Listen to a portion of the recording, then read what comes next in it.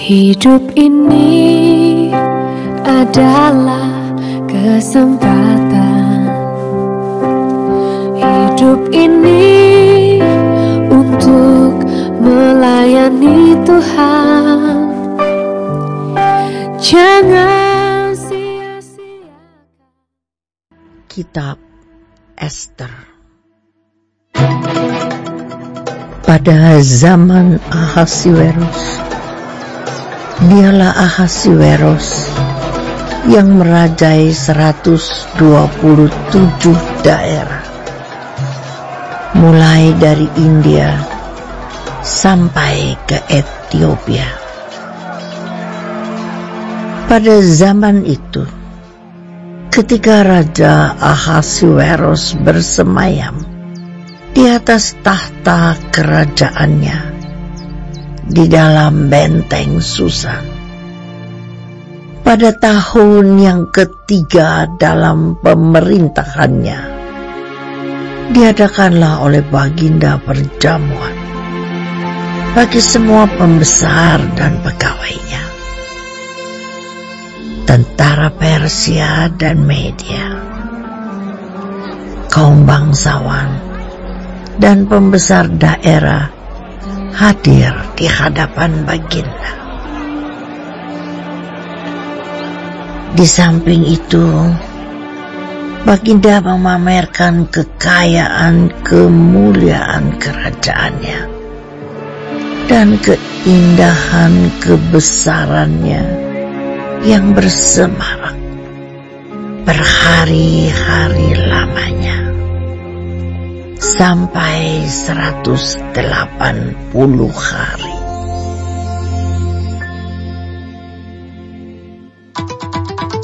Setelah genap hari-hari itu, maka raja mengadakan perjamuan lagi 7 hari lamanya bagi seluruh rakyatnya yang terdapat di dalam benteng Susan, daripada orang besar sampai kepada orang kecil, bertempat di pelataran yang ada di taman istana kerajaan. Di situ tirai-mirai daripada kain lenan, mori halus, dan kain ungu tua yang terikat dengan tali lenan halus dan ungu muda, bergantung pada tombol-tombol perak di tiang-tiang marmer putih, sedang katil emas dan perak ditempatkan di atas lantai pualam marmer putih, gewang, dan pelingkap. Minuman dihidangkan dalam piala emas yang beraneka warna, dan anggurnya ialah anggur minuman raja yang berlimpah-limpah, sebagaimana layak bagi raja. Adapun aturan minum ialah tiada dengan paksa, karena beginilah diisyaratkan raja kepada semua bentara dalam, supaya mereka berbuat menurut keinginan tiap-tiap orang. Juga Wasti, sang ratu, mengadakan perjamuan bagi semua perempuan di dalam istana Raja Ahasiweros. Pada hari yang ke-7, ketika raja riang gembira hatinya karena minum anggur, bertitahlah Baginda kepada Mekhuman, Wista, Harbona, Bikta, Abakta, Zetar, dan Karkas,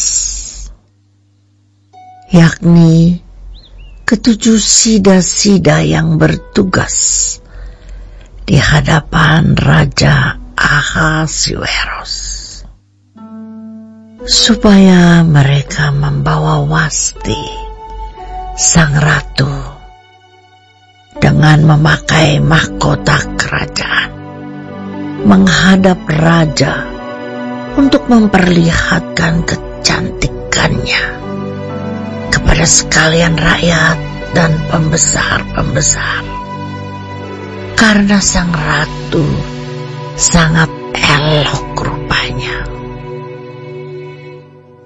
Tetapi Ratu Wasti menolak untuk menghadap menurut titah raja yang disampaikan oleh sida-sida itu, sehingga sangat geramlah raja dan berapi-apilah murkanya. Maka bertanyalah raja kepada orang-orang arif bijaksana, orang-orang yang mengetahui kebiasaan zaman. Karena demikianlah biasanya masalah-masalah raja dikemukakan kepada para ahli undang-undang dan hukum.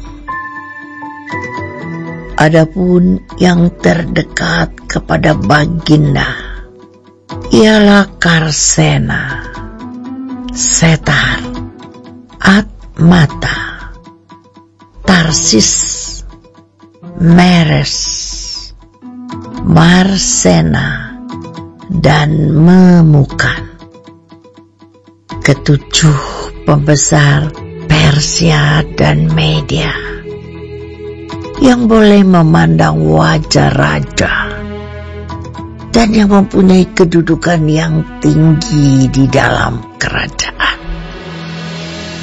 Tanya raja, apakah yang harus diperbuat atas Ratu Wasti menurut undang-undang? Karena tidak dilakukannya titah Raja Ahasuerus yang disampaikan oleh sida-sida. Maka Sembah Memukan di hadapan raja dan para pembesar itu. Wasti sang ratu bukan bersalah kepada raja saja, melainkan juga kepada semua pembesar dan segala bangsa yang di dalam segala daerah Raja Ahasuerus.